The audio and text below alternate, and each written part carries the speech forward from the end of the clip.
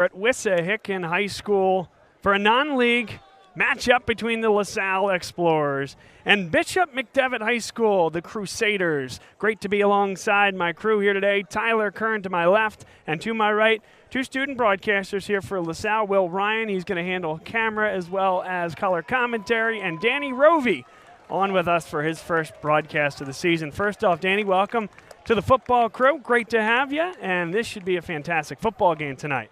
Of course, Bob. Well, we're looking forward to it. Obviously, super pleased to be back in the booth with you. For those of you that don't know me, I do a lot of the basketball broadcasts for LaSalle with Bob. I'm super pleased to be here in the booth. This will be a great matchup here. Bishop McDevitt is really a quality program, front up to front down, and I'm just really a big fan of these guys. It'll be a great game here today at Wissahickon. Well, led by Stone Saunders, and Will, I know you know a lot about him, has a Georgia offer amongst many others. LaSalle saw him in his very first time on a high school football field. Dispatched this Bishop McDevitt team 21-0, but I think they, and even LaSalle might tell you, yeah, they caught him maybe at the right time. All they did is make a run through to the state final, and they have come out looking strong this year as well. Only time out, a tough loss, but to a really good MOTEP team. Yeah, I agree. You know, anytime you lose by that margin to a team as good as the TEP, I think that there's a lot of positives to take away for a team like McDevitt. Obviously, Stone Saunders, he's amassed a lot of offers through his short time at McDevitt so far, so a lot of positives to come, you know, in his experience just so far. Bishop McDevitt in white, LaSalle in blue, and we will do this one again. Flag thrown, and it's offside against Bishop McDevitt. Will, your thoughts? You've seen a lot of Stone Saunders. What jumps out at you? Yeah, absolutely. Earlier you talked, first game of his high school career, LaSalle shuts him out, and then the rest of the season he just puts up 46 touchdowns. Max Preps, a well-known high school sports website, named him second-team freshman All-American. As Danny mentioned earlier, he's got a Georgia offer, he's got a Michigan offer. All the big programs are after him, and we'll certainly see his talent on display tonight. A shorter kick there, angled towards Makai Johnson, who fumbled it. And he's able to come up with it. LaSalle will start the offense at the 27-yard line. So, Tyler, not the start you like, but the third game out for Gavin Sidwar, the freshman.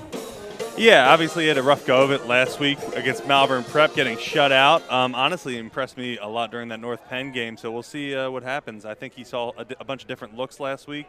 And, I mean, you got to think he's a freshman. He's got to get used to being out there and leading this team. Stevie Davis had a tough go of it as well. Everybody did for this LaSalle team against Malvern Prep. The Friars impressive, not missing tackles and forcing Gavin Sidwar to make tough decisions. They'll air it out with the opening play of the football game. Couldn't hit the intended receiver, Ed Sutter. Definitely like that look there from Sidwar, trying to go for it in that first play of the game. I do like the ambition there to start it off. Yeah, and Sutter, his cornerback was playing almost 10 yards off him there, almost expecting him to go deep there, it seemed. Yeah, Sutter, just a sophomore, dual sport athlete, plays basketball as well, just an unbelievable athlete.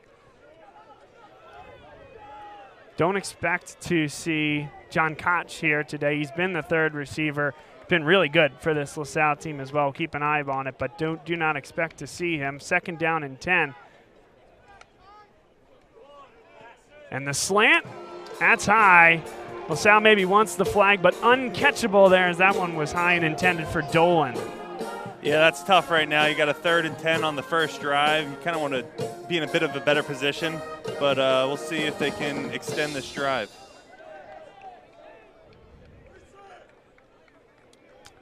Third down and 10, just 14 seconds into the first quarter.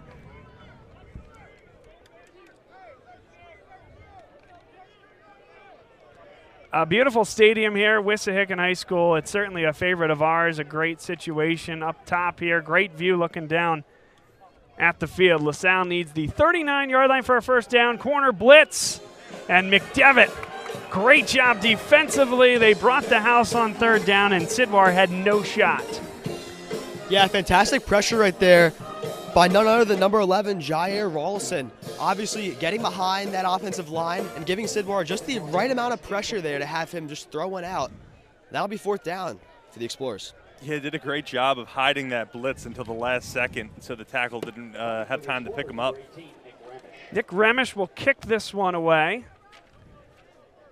He's been really good punting the football. This one on a line, and they'll call for a fair catch. And now comes the call. It's a surprising fair catch. Another look, Chase Regan. And almost as if he didn't think he called for it, but he clearly did. You see it right there on the replay. Yeah, not sure if he thought he was just waving to the football there and going off with it, but it's a clear fair catch on that instant replay. And like you said, Bob, a surprising one on a line drive punt like that. Certainly an opportunity, and he kind of still thought he had that opportunity to take it and run with it. Yeah, would have at least got 10 yards out of that.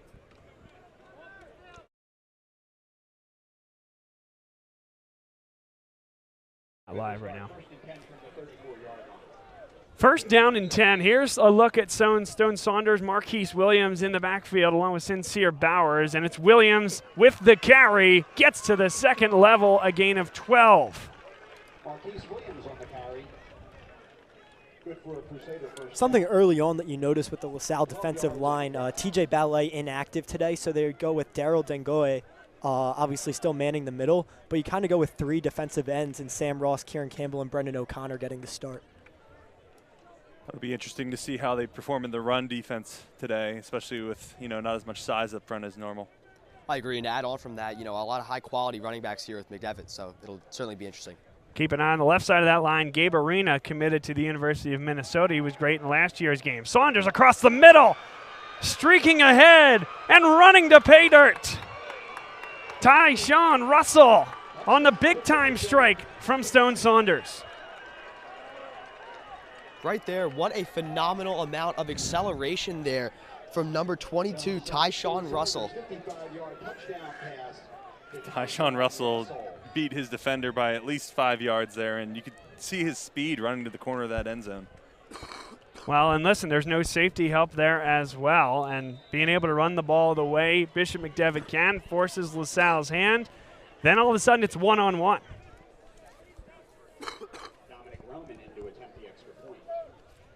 Roman up and good. Bishop McDevitt, what a start for them. 7-0, just like that. Bishop McDevitt 7, LaSalle no score. Just a minute and 13 seconds into the football game. Take this opportunity to ask you, where are you at? Let us know where you're watching the football game from, and we will give you a shout here on the air. Our man Ray from last year, Ray Gomez, reaches out and says, hope the broadcast goes well, saying hello, and he must be letting us know that he's watching from none other than Syracuse University in Western New York. Ray, great to hear from you.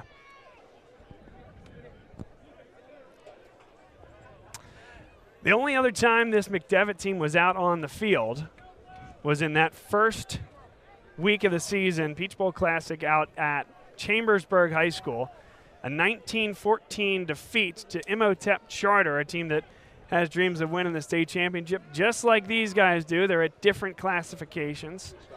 Imhotep last year a 5A school, and Bishop McDevitt last year a 4A school. Did not play last week. There was issues with a team coming down from Toronto. Could not make it into the States, so they are just 1-0.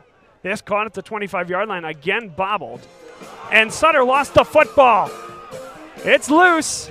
McDevitt thinks they have it. There's your confirmation. And it goes from bad to worse for LaSalle. They won't even get the football. McDevitt right back at it. And that's just brutal. They had a few special teams blunders in the North Penn game, but that's just a ball you have to secure. You're going to have pretty good field position on that pooch kick. Yeah, I agree. Just a really fundamental mistake there. When you see that ball, hold on to it, and hold on to it for dear life. First and 10 from the 29-yard line.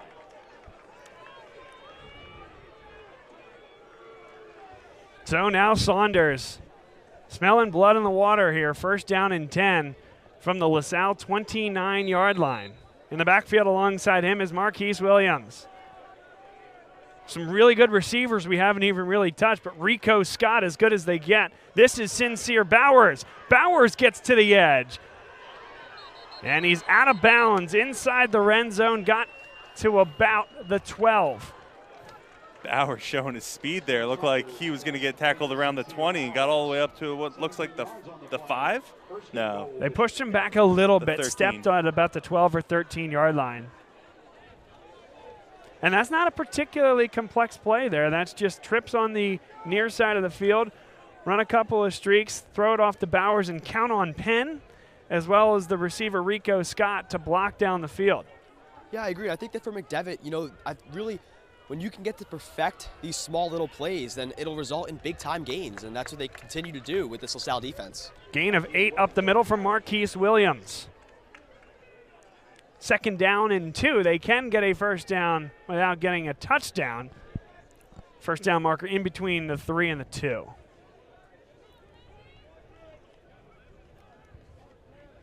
Yeah, and early on, you wonder what the defensive plan will be here for LaSalle because they haven't been able to stop the run, and then you have a quarterback like Stone Saunders. So do you pack the box and, take away the run and try to get some pressure on Saunders, or, do you trust your front four and say, hey, we trust you guys to get the stop in the trenches, but we need help because Stone Saunders is a dang good quarterback. It's a first down on the run from Marquise Williams. Colin Dunlap, the linebacker, got him in the backfield. But Williams, the strength, kept the knees cooking forward, now inside the 2-yard line. A first down and goal. It's Williams in the backfield. Saunders takes the snap. Williams, touchdown. 14-0, less than 3 minutes in. Wow, would you look at that? This LaSalle team looks Flags in the play. undisciplined. Yeah, big shove after the play there, and another flag out. That's Del Jackson. I think we'll get it on the tail end of the replay here. And, well, Del Jackson was shoved there. You saw that. He didn't like it. And there he goes. And you saw right at the tail end there. It's always the retaliation, as they say. Yep. Del Jackson right there getting caught with an undisciplined flag. Obviously not to the favor of the Explorers. Well, this is a game we had circled on our calendars for a while here, guys, because of Bishop McDevitt and how good they are. They are a 4A runner-up, lost to Aliquippa. And Aliquippa, a very low enrollment school, but their success formula has been off the charts. They've made now 3 leaps up to 5A. And it's one of the only teams that could take down Bishop McDevitt. One of the only other schools is this LaSalle team, 21-0. It was a role reversal as LaSalle went out to Harrisburg last year and took care of business. Tyler, you may remember that game was played without Sam Brown and without Abdul Carter. They were a little dinged up the first week of that season. Didn't matter. LaSalle was ready to go against the freshman quarterback Saunders. Maybe the sophomore Saunders has a little bit of the same type of medicine in mind for Sidwar, now a freshman for the Explorers. Yeah, you're not kidding, Bob. This offense looks electric. Their receivers got speed, and they're getting that push up front with that offensive line. They got some size up front there, and it's just, Explorers have to kind of dial it in a bit here. Folks watching, Elaine says, go Crusaders from National Park, New Jersey. Mike Holland, LaSalle class of 2010, watching from King of Prussia. And Marie watching from Lebanon, Pennsylvania. It's a good mix. And Peter Nguyen, beg your pardon. Again, you never really know. We're not checking receipts, but he says he's watching from Argentina. That's got to be one of the furthest viewers. Love that. Yeah, that's, wow, impressive. Presumably a similar time zone, though I don't know that for sure. Who could say? So, long conversation there between John Steinmetz and the head official. 13-0 the score in favor of Bishop McDevitt. And even in a loss last week for LaSalle against Malvern Prep, it took until late into the third quarter for the second touchdown to be scored against this defense. Yeah, I think one of the things that is really remarkable about this McDevitt offense so far is not only how fast their players are on the ball, but how fast they run the plays with the players they have in position. I think that I've seen some fantastic speed from Marquise Williams, Rico Scott on this drive in particular, and I think they'll look to continue that throughout this game, just looking to run through this LaSalle defense. Yeah, I don't think there's been a single negative play yet for the McDevitt offense. They've gotten yards on every play so far. Yeah, and most of them for big games. I was about to say there hasn't been a single positive play for the Explorers. 2 special teams blunders, 3 and out on offense, and then back-to-back touchdowns. Let's get a look here. John Steinmetz has brought the entire football team together. And I don't think this is about X's and O's. I think this is about playing LaSalle football, finding a little bit of heart, and putting your best foot forward. And Tyler, I know playing for 4 years the way you did and a couple of years at the varsity level, you're naturally going to be part of conversations like that. Again, no matter how good you are, what's being discussed right now in that? I mean, it's not fun being on the under end of that, Bob. John Steinmetz is a great coach, but, you know, he holds you accountable. He's all about being poised and disciplined on both sides of the ball, and clearly the Explorers are not right now. Sutter has another shot at it. Gets out to the 42-yard line where he'll be stopped. So after the laundry, literally and figuratively there as the flags came out, it was Bishop McDevitt tabbed for the 15-yard personal foul. They backed them up, and so LaSalle gets great field position after the kickoff. That was quick judgment on my part. I mean, we clearly saw that was the push, but we thought they got him on the retaliation. But, you know, great field position, and, you know, the only way to beat this team is to keep that McDevitt offense off the field. You know, put a drive together here, eat up some clock. 8 in the box, no safeties here. You know how well Sidwar can throw it. I thought maybe there was a jump. Davis churns the legs and gets about half, gain of 5. Yeah, great patience by Davis there, you know, bobbing and weaving, letting his blocks develop with, like you said, 8 men in the box there. Solid game. I think one of the biggest things for LaSalle in this drive especially is just keeping it methodical. You don't need to go for, you know, a touchdown play every single time you have the ball. Just look for the easy gains. First down after first down, keep moving the chains, and get yourself into the end zone. Take your time here. Davis got to midfield, gain of 2. 3rd down and 4 coming up. And again, it's a little early to be saying this, but big play call here for the Explorers at midfield, potentially 4-down territory with 8:26 and counting. Yeah, but Bob, early on we've seen the defensive scheme from Bishop McDevitt. They're going to stack the box. They're going to guard the run, and they're going to say, hey, Gavin Sidwar, if you can make a throw in one-on-one, we trust our DBs. The jumbo set of all jumbo sets here. And it is Davis with the first down. Got it by a full yard, gain of 4, and a huge early play by LaSalle trying to stay in this one. Yeah, nice tackle by McDevitt there. That was kind of the last man holding Davis back from a run to the end zone. Well-designed play by the Explorers. You know, great run by Davis there. Just what you need, just to get that first down. Just kind of seep through that hole and just attack it, just to where you can get to where you can move the chains. Dolan and Sorge on the near side. Sidwar in the shotgun. And they'll throw the screen, and Dunlap is tattooed. Big-time tackle by Cade Werner. Werner, the senior linebacker out of McDevitt, is coming in at 200 pounds. That certainly was a hit to be remembered. Yeah, I think we saw all 200 pounds right there. That was a pretty big hit. You know, just kind of a telegraphed play by the Explorers, a little slow developing. I mean, these cornerbacks are playing 5-10 yards off the receivers. Maybe see a quick slant or two here. Now LaSalle back to the line quickly. That was a loss of 3. 2nd down and 13. 6:52 to go, first quarter. Sidwar takes the shot deep, some hand fighting, and that's pretty good defense there. Jair Rollison got that head turned around, Tyler. Yes, there was a little bit of hand fighting on both sides, but I think just enough, and he let go at the right time. Yeah, I think that's a good no call there, Bob. Just McDevitt showing many different blitzes and non-blitzes here. A very confusing defense for this offensive line and Sidwar. 3rd and 13.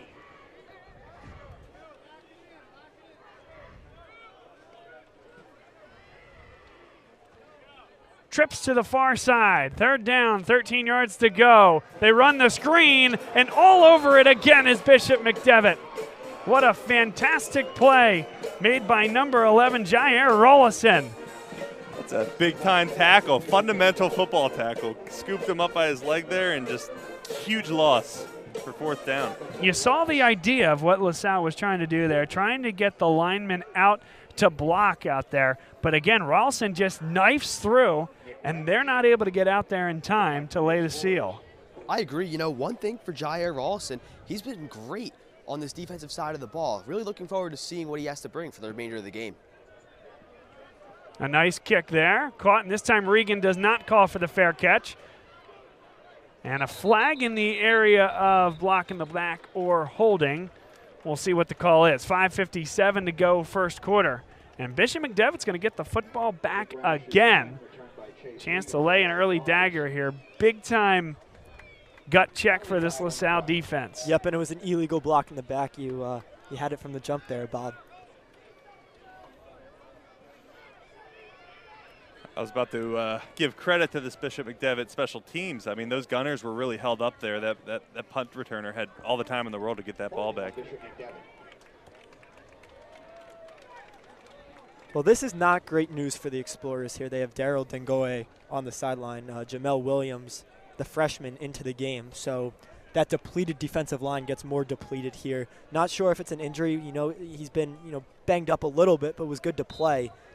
You wonder if this is a permanent thing for the rest of the game or not. Now a pistol set, and they'll get the ball going downhill. Sincere Bowers says, "Get off me!" He is gone, and it's 20-0. Channeling his inner Marshawn Lynch there. Wow. What a stiff arm. I would agree. Just activated beast mode on that one. Phone was ringing. Wow, turns out it was a call to the house. Sincere Bowers there, all the way to the crib. That's another 6 for McDevitt. Danny Rovey, ladies and gentlemen. A junior at LaSalle, Danny Rovey. That's phenomenal. But if you're on that LaSalle sideline, right, from sensation on the Bishop McDevitt sideline to despair on the LaSalle sideline, just getting beaten in every facet. It's 21-0. Yeah, I think McDevitt's better in almost every position in this matchup as of right now. Their cornerbacks are beating their receivers. Their D-line's getting blown out by the McDevitt O-line. It's tough. It's tough. There's not really an answer for that. 5:44. Just a little better than halfway through this first quarter. You know, one thing that's been really great to see is that this McDevitt team has ran their offense so well every drive. They know exactly what plays to call. I really have to attest to the offensive coordinator here at McDevitt. You know, he really knows how to run this offense. Yeah, like Bob alluded to, nothing like too crazy on offense, just simple plays and trusting your players to be more athletic than the guy across from you. I agree. I think that the skill that these guys poise is really unlike any other that we've seen in terms of competition for LaSalle this year. This is a very fundamentally solid team, and they're very athletically gifted. Tells you a little something about the Imhotep defense as well. My goodness, that they saw 2 weeks ago. It was tough sledding for this Bishop McDevitt team at that point. Now Jimmy Dolan, we know how good he can be. Good start, again, right at that 42-yard line for the LaSalle Explorers offense. And the student section rousing them up here a little bit. They know it's not the start they wanted, trying to feed a little bit of energy into the building here early in the first quarter. Yeah, absolutely, Bob. There's two options for this LaSalle team right now. They can fold and say, McDevitt, you came here more prepared, you're going to win this game. Or you can say, hey, we're going to battle and we're going to make it tough for you for 3 more quarters. And you certainly hope that's the response that LaSalle has. And they're going to go with an interesting formation here. John McSorley in a wildcat. And he'll go right up the middle. Nothing doing there. Stevie Davis split out wide, and so Bishop McDevitt said, all right, we're going to focus on you, McSorley. Yeah, that certainly didn't fool anyone, and they still have McSorley in there, it looks like. You know, this Explorers offense over the years, not afraid to go into the Wildcat. It's worked for them in the past, and, especially when that pass game is not going. Yeah, absolutely, and most efficiently, you think of Ryan Moore. I mean, that game against Archbishop Wood, a couple Wildcat touchdowns. He was a great Wildcat quarterback. I guess they're trying to get McSorley into that type of position. And a procedural penalty called against LaSalle. Again, that's something that can happen when this is not the thing they practiced all week, right? And so a new set of personnel in there. McSorley not often working with this center and this line crew. Yeah, this is kind of bad to worse for LaSalle right now, and they're sticking with the Wildcat formation here. It looks like Sidwar is on the sideline comfortably. As I say that, he kind of springs up and will come onto the field. Second down, 15 yards to go. Clock is back in motion, under 4 minutes and 50 seconds to play in the first quarter.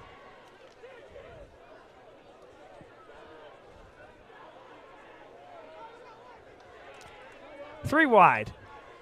Fullback in the backfield along with Davis. And they'll hand it to Davis. Good move.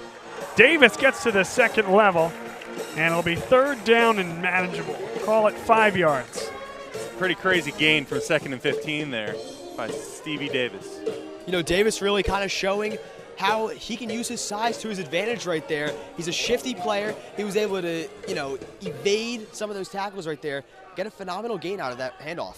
Yeah, and credit to Tiernan McNichol there. Looked like he had a great block.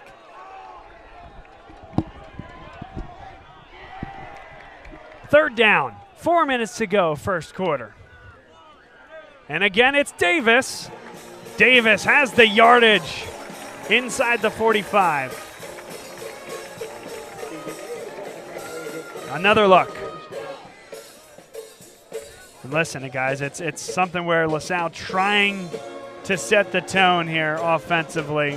Rely on that back, and then when you get the running game going, maybe you can start taking shots. Really nice from Davis. At this point in the game for LaSalle, these small gains what really matters. Just keep on moving the ball, keep on making positive gains down the field, and good things will come. Sidwar has Dunlap, easy pitch and catch. That's a well-designed play, getting him out on the bootleg.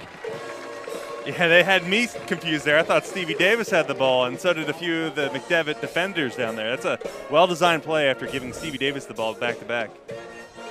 First-year coordinator Bernard Abrams working with the freshman quarterback Gavin Sidwar. Little note from our man Bill Wasilenko, the last underclassman quarterback at LaSalle to start more than one game in a season, which Sidwar has now done tonight. John Harrison from 2005. First year for the coordinator Drew Gordon back then as well. Wow. So there you go. First year Bernard Abrams with a freshman Gavin Sidwar, and you saw some of the great things that John Harrison did, and that really started the turn of the tide of that St. Joe's Prep LaSalle rivalry for a few years, Tyler. We should have some Bill Waz comments on here, like once per quarter. I'm sure he has some valuable insight to provide. Oh, my goodness. Yeah, he did a great write-up on the history of this rivalry, LaSalle and Bishop McDevitt. Speaking of valuable insight, just got a text from Brendan Olimpo, who's below us right now. Stevie Davis now 5 carries, 37 yards. So not a terrible start for Davis at all. Yes, on the floor below us in the press box, as Dunlap never had the full head of steam, and as a result, he's going to lose yardage. Fourth down and a long one coming up for LaSalle. 1:51 to go, first quarter. Have to go for it here, not even a question. Sophomore running back Gavin Muller on to the field. Yeah, they take out receiver Noel Henry, so you wonder if it's going to be another one of those jumbo sets. It is. Davis is the lone tailback. 2 fullbacks in the backfield. It's Dunlap in motion. Handoff to Davis. First down, Stevie Davis. Davis right there, despite his size, powers through, gets that much-needed first down for LaSalle. I think you mean despite his height. He's a ball of muscle down there. He's a bowling ball, Darren Sproles-esque. Phenomenal run there by Stevie Davis right when LaSalle needed it. Under a minute to go in the first quarter, 21-0. It was the final score of last year's football game through all 4 quarters. Bishop McDevitt flipping the script early on. LaSalle goes to Davis, nowhere to go that time. He ended up getting 2 somehow. Tackle on the play made by number 51 for Bishop McDevitt. They got a big defensive line, and that's Josiah Harding. Riley Robel, number 55, keep an eye out for him. He's a tremendous player on the line also. You kind of alluded it to there, but good on Stevie Davis's part to fall forward there and get the positive yardage. That's something that we kind of take for granted with Stevie Davis, but, man, he's really good at falling forward. 5 seconds left. Don't believe they have to snap it, but they will. Final play of the quarter, and it's Dolan. Patient. Got by one tackle, pulled down from behind. It is Harding, coming all the way from the line of scrimmage, by the way, 10 yards down the field. But Dolan corrals the first down, and LaSalle will start the second quarter right at the edge of the red zone after a nice play call designed by Bernard Abrams and executed by Sidwar and Dolan. Timing on that was perfect. It looked like Dolan was about to get wrapped up, and then here comes the O-line to crash block down on that. And Dolan kind of falling sideways for almost 6 or 7 yards there. Yeah, it looked like it was Cole Kozlowski, number 66, who kind of laid a big block there and allowed Dolan to get into space, and we know what Jimmy Dolan can do in space. I agree. You know, blocks like that really make way for a speedy player like Jimmy Dolan. Take advantage of that open field and make some yards. This portion of today's game brought to you by E&M Insurance in North Wales. E&M Insurance is run by Chris Marr, class of 1989, very involved with the Alumni Association Board as well. If you are looking for property and casualty insurance for your home and for your business, whether you're looking to bundle home and auto, call Chris Marr. They have the most intelligent and the agents that know the most, understand the most about what can be best for you from a policy standpoint. They're going to give you the best service, and they're going to give you the best price. That is E&M Insurance. Visit them at eandminsurance.com. Start of the second quarter here. Kind of a must score for LaSalle. And Davis taken down in the backfield. Couple of guys in there on the stop. Cade Werner comes up with the most contact. Yeah, and those running back draws there are meant to, let the blocks develop, and that defensive line just had too much penetration there, and got a nice tackle for loss. Second down and 11 yards to go. 11:29 to go in the second quarter. Pistol look, Stevie Davis quite deep, about 10 yards behind the line of scrimmage. They fake the give, slinging it to the sideline, and Noel Henry dropped it a little bit low. Yeah, that's tough. We saw Sidwar in that North Penn game doing a great job of kind of throwing his receivers open, and they're just a little behind and a little low, it looked. Yeah, that would have been a phenomenal catch by Noel Henry. That one was pretty much on the turf. Yeah, I would agree. LaSalle just knocking on the doorstep, trying to get further into this red zone, play by play. Third down and 11. Would be a 38-yard field goal, and a whistle on the field. Timeout. The whistle came from the far side of the field. I think it was McDevitt that called it. However, we haven't gotten the signal. Still no signal. Nope, the head official is waving the field goal good currently, and that's he doesn't seem to know. But we know that there's a timeout on the field, and we also know that we are so thankful to Jim McLaughlin and Carrie Guerin Boyle of the Carrie Guerin Boyle team at Berkshire Hathaway Home Services, Fox and Roach Realtors. Boy, what an interesting market it is out there in the real estate space. If you're looking to buy or sell your home, maybe you're looking to get a second home up in the Poconos or something like that, give Jim and Carrie a call. They can help you through the process. They helped my wife and I to buy our house, and we couldn't be more happy that we use their services, their expertise, and consider them dear friends as well. They support the LaSalle community, so pay it forward. Reach out to Jim McLaughlin and Carrie Guerin Boyle at Berkshire Hathaway. Also want to tell you about CJO, Design and Construction. Chad Orman does a great job. He can help you with your hardscapes. He can help you with your landscape projects. As we head into the winter here, he can get you ready for spring. He can do all the things to beautify your home. We're all spending a little bit more time at home these days, so take care of it. And call CJO, Design and Construction, for your next project. Sidwar, crossing pattern, Henry, touchdown. LaSalle on the board. It's a great job by Henry, getting open and staying up there. Got tackled twice and brought his man right into the end zone with him. I would agree. Henry really taking advantage of what he can do with his size, breaking some tackles, some positive momentum, get him into the end zone. That'll be 6 for the Explorers at long last. And that's a big-time drive there for LaSalle. Listen, this is only their 3rd offensive drive. Remember the special teams miscue on what would have been the 2nd offensive drive. So Sidwar, Davis, they hang in there through some adversity and drive it right down the field methodically. Now Andrew Park drives that one through the uprights, and it's 21-7. So while not a new ball game here, Tyler, it has a little bit of a different feel. Can LaSalle's defense, now more well-rested after a long drive and a quarter in between, can they come up with a stop? Yeah, that's the big question here. This McDevitt offense is just electric. They need to get a turnover or a big-time stop here to, keep this game well within reach.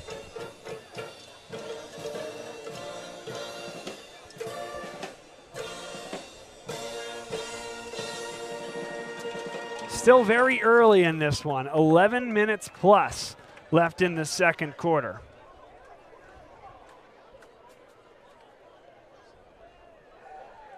About 35 minutes of football left this evening, and, well, it might be a shootout. We'll see. It's heading that direction. Andrew Park to kick off for the Explorers. Deep for the Crusaders, number 6, Rico Scott. A nice kick. And turning on the Jets again. Sincere. My goodness. Sincere Bowers. What a day for him already. I would want to tackle him with that full head of steam. He is speeding up the sideline there. McDevitt will start 1st and 10 from the 40-yard Decent kick, too. It was a great kick. He just has a way of hitting that turbo. He does. Those are some serious afterburners he's got on him. So that last drive, LaSalle proved that they can put together an offensive possession, right? Now it's the defensive turn to prove that they can put together, a good stop. But we certainly haven't seen that thus far. Scott is the motion man. What a move. LaSalle gave up the edge. Now a flag comes in. Scott got about 9, but that flag is in the area of holding, and the call is already made at the top left of your screen. So back behind the chains now. It'll be 2nd down and 20. It's exactly what the doctor ordered if you're LaSalle. Despite this flag against McDevitt, really impressed by what I've seen with Rico Scott. He has such a way of getting around this LaSalle defense. Yeah, it's tough. They had the edge set there, and then they gave it up. No harm, no foul. It's a 10-yard penalty, but, something to keep in mind on those jet sweeps moving forward. Yeah, and good news for the Explorers. Daryl Dengoe back into the game. Holding on Bishop McDevitt, 10-yard penalty. 1st and 20. 1st down and 20 for Bishop McDevitt. 1st down marker is at the 50.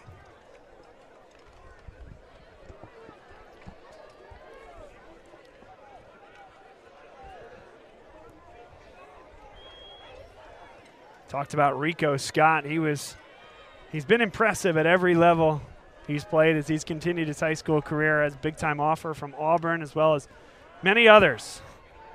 Saunders chucks it deep, has a man, it's just overthrown. How'd he outthrow that guy? Man, that's a big-time arm, and it was almost Bowers again. That was or maybe that was Penn, beg your pardon. 2 and 3, a little tough to see on these white unis. That's Jeff Penn, who, Sincere Bowers having a huge day. Scott's a stud. Jeff Penn, fantastic as well. Beginning of that play, they set number 84, Isaiah Reyes, in motion. 6'1", 275-pound offensive lineman. He was an eligible receiver. I thought 100% that ball was going to him there. Tyler, I'm just trying to do some quick math here, but that was like a well over 45 yards in the air. Well over. One more piece of housekeeping. So Winston Horshaw, the 6'1", 230 tight end, wearing number 84 today. We got that from. Ball is loose.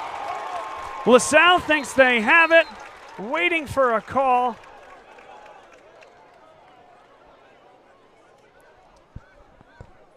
Brendan Miller had a great shot at it. And it's Bishop McDevitt going to retain the football. Filippo had it in his I beg your pardon, hands, Chris yeah. Filippo. That's tough. There was that turnover we talked about. They almost came up with it there, it seemed.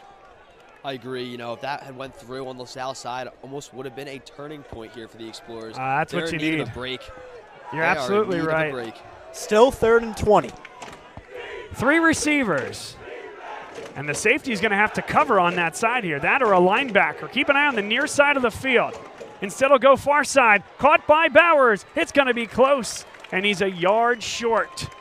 It'll be 4th and a long one. Decision time here for Bishop McDevitt. And I think they keep this offense on the field. Yep, they're just going to bring the jumbo package in here. And the way that Saunders was kind of running onto the field, let's see if they go a bit hurry up, and they do. This is a statement 4th down. It's a long one, and they're trying to put the hammer down on LaSalle. And a whistle on the field.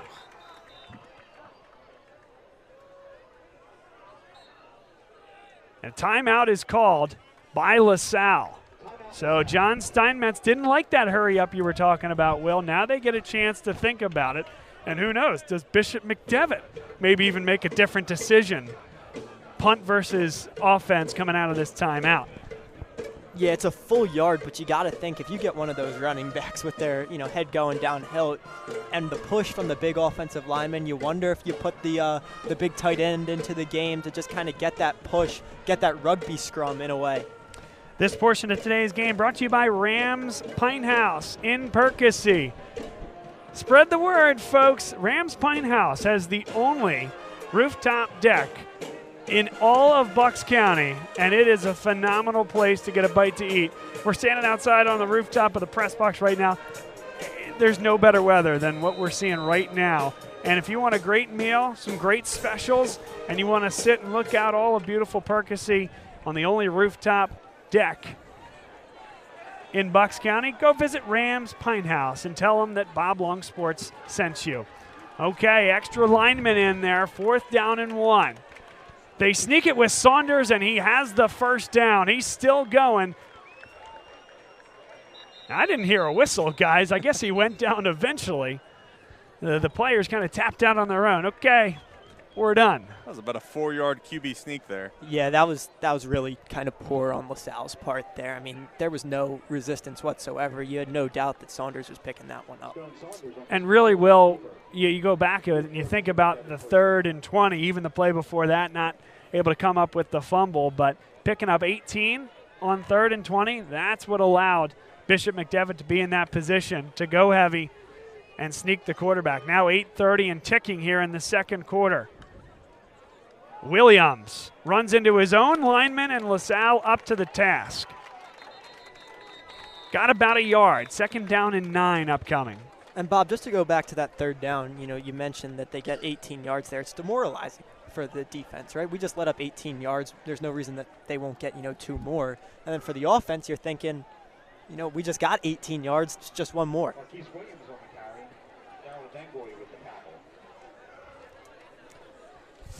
7:55 and ticking here in the 2nd quarter. LaSalle, they stopped the bleeding by way of a big-time drive engineered by Gavin Sidwar and Stevie Davis.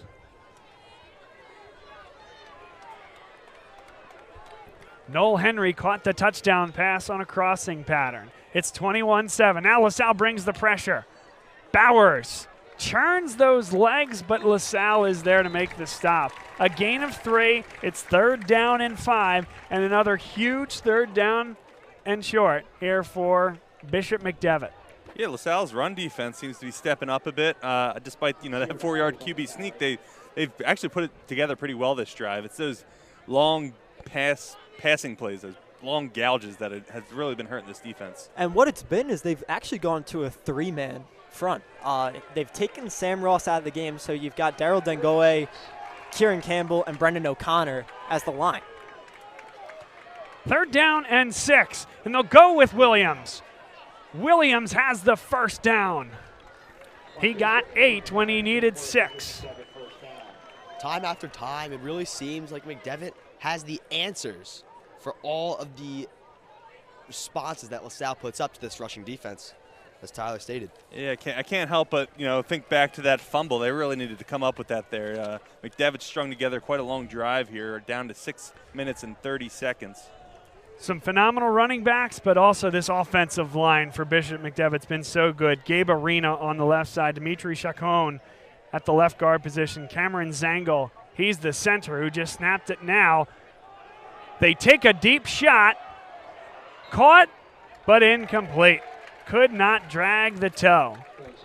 Riley Robel starts at right guard, and then Ethan Straining on the right tackle spot. One more look at this one here. That catch looks so effortless, despite it being out of bounds.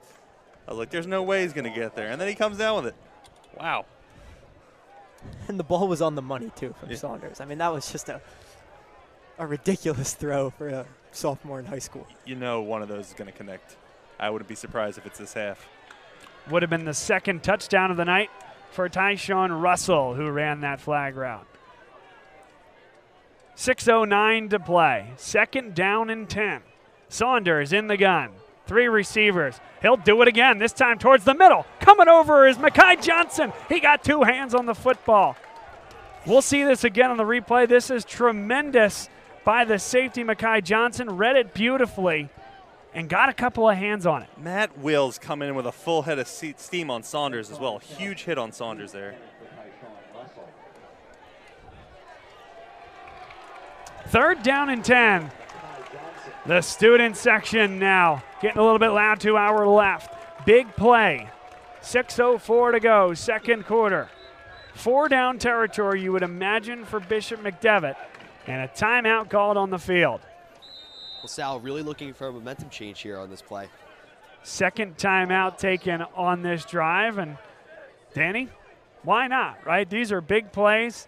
You can't take them with you to the 2nd half, and you need a stop on this play. Yeah, one thing I really liked from Stone Saunders so far in this game is his command of the offense. He's able to throw the deep ball. He's able to throw the out routes. He's able to throw the slant passes. He has a great command of his offense, and he's able to hand it off as well. So, I agree with that. If I'm McDevitt, honestly, it's a question of why not. And why not take these shots down here when you're up 2 scores? You have the opportunities to go and widen this lead. So 3rd and long here. It'll be interesting to see what they do with this. Yeah, and Bob, just real quick, I thought a really good job by Del Jackson on those last 2 plays. Early in the game, he got burnt for the touchdown. Little extracurriculars in the end zone ended up going in favor of the Explorers, but he's kind of found his cool and locked down on defense here. 3rd down and 10. Here comes the blitz for LaSalle, and a great job defensively. They came after Stone Saunders, and what a read by number 9, Sam Ross. Yeah, Sam Ross just breaking up that pass, and no gain at all. That's best outcome for the Explorers right there. Yeah, I agree. A lot of great pressure applied by the Explorers. That's really all you want to do. Put pressure on this McDevitt team and get them to throw the ball away, just as we saw. 4th down and 10. Ball on the 34. You're not kicking a field goal. You're not punting it. 4-down territory, and Saunders back out there again. Can LaSalle get the momentum switch, or does Saunders have another backbreaker in him? Explorers have done a great job with not showing blitz until the last second.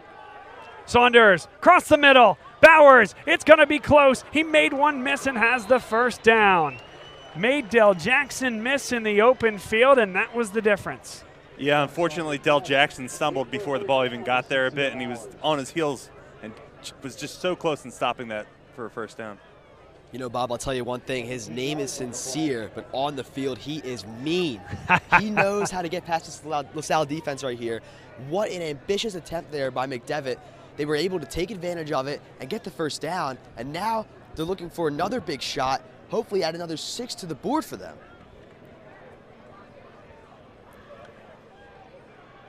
Williams knifes through, touchdown. A stiff arm on his way there, takes down Mekhi Johnson. It's 27-7.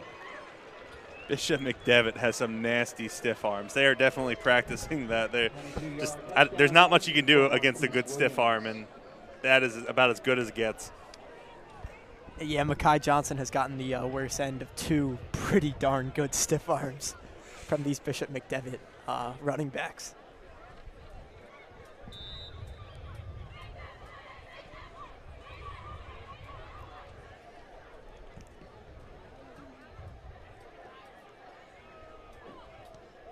The extra point is up and good. It's 28-7.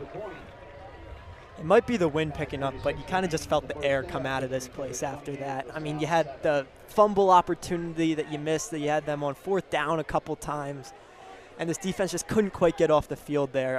You know, credit to Bishop McDevitt's offense. They can really beat you any way they want.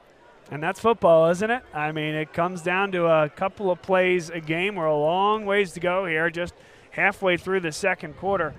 But all of a sudden now, Tyler, an imperative offensive drive once again for LaSalle. Yeah, and that's tough, as Will alluded to. That was a long drive. That defense did a great job, but I think they were just gassed by the end of it. And 5+ minutes there. Yeah, I mean, great job of keeping the LaSalle offense off the field as well. So, you know, let's see if they can string together, you know, a 5-minute-plus run here. Yeah, and I might be off a couple seconds, but I don't want to keep bringing it up, but I believe we get that fumble. It's 9:30 on the clock, you know, and they take off another 4 minutes. It's just a bit demoralizing for the Explorers. I agree. You know, really hard to be successful on the field if your defense is out there, you know, for a wide majority of the quarter. Obviously not a positive for LaSalle. Well, the chess match continues, though. LaSalle had a long and methodical drive of their own to score the first touchdown of the game. Should get good field position here as it's recovered at the 28-yard line and right out to about the 35.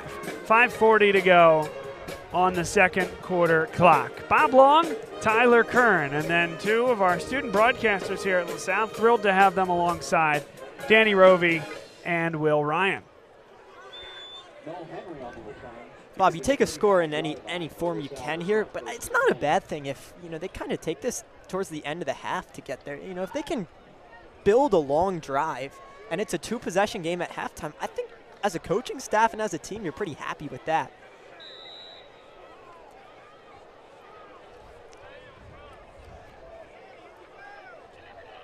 Well, they got 65 yards ahead of them to get into the end zone. 5:39 to go.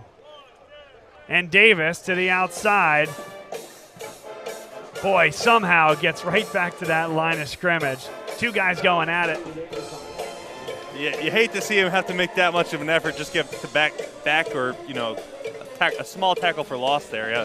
He's stiff-arming, he's spinning, and, you know, a loss of about, you know, half a yard there. Yeah, that was the hardest working loss of 1. I mean, he could have lost 6. That's right. Could have lost 4. I mean, there were multiple opportunities for a Bishop McDevitt lineman to take him down, but Stevie Davis, known for his workhorse mentality.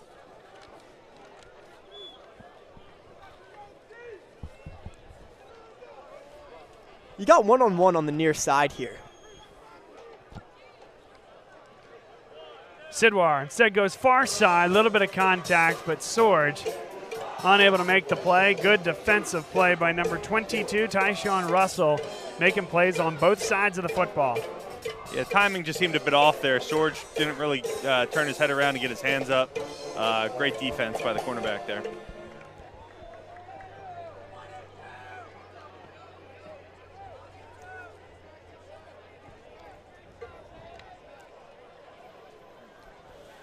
Yeah, and with this Bishop McDevitt pressure, Sidwar's really, you know, one read and kind of throw it to that first read, whether he's open or not right now. Single high safety look. It's a pistol, and they go right to Stevie Davis on 3rd and 11. 4th down and 10 coming up. And out comes the punting unit. I don't know if they saw something they liked there, Tyler, but they go right to the run. Yeah, that was just a bad 3-and-out there. You know, LaSalle seemed to have it figured out on the last set of downs, but I think McDevitt kind of sniffed out each of their plays there. Now Remish set to punt this one away. Chase Regan back to receive on the near side. 2 back there. This one nudged towards that sideline. It'll take a couple of nice LaSalle hops. And out of bounds just outside the 20-yard line. 4:05 to go, 2nd quarter. Guys, I want to tell you about one of the newest sponsors here on Bob Long Sports, and that is Next Play Basketball. And I bet my man Will Ryan knows a little bit about Next Play Basketball. Started by Ryan Ansel and run by he and Matt Paul. They do a great job putting together some fantastic AAU basketball teams, clinics, individual instruction, and a lot more. If you are looking to get better at basketball and improve your prospects coming into whether it's going towards college or high school or whatever it might be, they have grade school teams all the way up through high school aged AAU programs and individual instructions. We appreciate their sponsorship and hope that you'll give them a look. Saunders, there's nobody there. A little bit of miscommunication between he and Rico Scott. He expected him to put his foot in the dirt. Saunders did, expected Scott to come to the sideline. You know, one thing is that, you know, touching on what you said about that miscommunication, you know, this McDevitt team has really responded well to each other. You know, everyone's in sync with the game plan here. They really haven't had many instances like that where a ball is underthrown, overthrown, or, you know, a receiver's messing up a route. These guys are on top of their own game plan. 4 minutes exactly to go in the 2nd quarter. 2nd down and 10. The give, and LaSalle there defensively. Campbell in the area, O'Connor in the area. In there on the stop. Mike Filippo came up to make a play as well. A gang tackle by the Explorers. It's 3rd and long. And this is what you want to see. Once they're down in the Explorer territory, it's 4-down territory down there. But if they get a stop here or hold it to like 3 or 4 yard gain, they're looking at a punt. Yeah, and in these 3rd downs, you've seen a 2-safety look. You have Carson Wakefield and Makai Johnson out there. 3rd down and about 8 yards to go. They need just a shade. Nose of the football past the 30 for a 1st down. Saunders, quick throw and catch. Rico Scott makes 2 miss, has the 1st down. Wow, Rico Scott right there really creating something out of nothing, running all the way to the 1st down, moving these chains once again for McDevitt. Clock's down to about 3 minutes. It's been McDevitt's game thus far. That was an ingenious play call there. Rico Scott, the middle of that trips on the near side. And another one, Sincere Bowers. How about the night for this kid? Touchdown. Does that track lean as he runs into the end zone there, basically over the finish line. But, you know, just a well-designed play. No Explorer uniform within 10 yards after he caught that ball. And just using his speed. And all of a sudden, it's a 27-point football game. We're almost looking at a running clock in the 2nd half, Bob. If it gets to 35, Tyler, to your point, it would become a running clock at that situation. And, boy, I don't want to go to Bill Wasilenko for this one, but after a running clock late in that game against Malvern, be hard-pressed to find a time that's happened twice in a row to this LaSalle program. That kick is up and good. It is 35-7, Bishop McDevitt. And my takeaway, guys, I think we knew this coming in. Bishop McDevitt, much improved from last year, particularly improved from August 26th of 2021. This is a team that found themselves very early last year, went all the way to the 4A title game, took an Aliquippa team that was a team for the ages to the wire in that game. And they have expectations of going right back to that state championship game, and they want to win this year.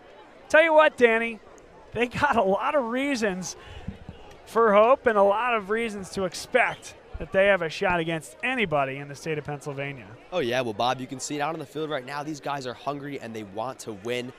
They are determined to be the better team on the field, athletically and strategically. You know, these guys play smart, and they play hard. So it's been really, really great to see how they've kind of, come to the challenge here. Obviously a long bus ride over here to Wissahickon High, all the way from Harrisburg, and they came in here with one intention, and that intention is to win. Obviously, game not over yet, but this team certainly looks on top of it in all aspects. Davis runs through a would-be tackler, the second one able to take care of business out to the 39-yard line. 2:37 to go. Yeah, and Bob, while we have a moment here, that play right before the touchdown, it was trips on the near side.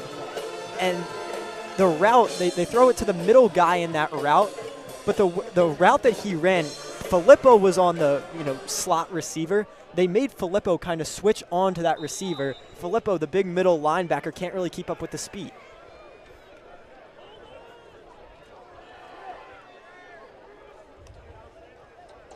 Sidwar, one-on-one. Henry, there come 2 flags. And the flag is going to go against Sam Smalls, the defensive back from Bishop McDevitt. I'd like to have another look at this one.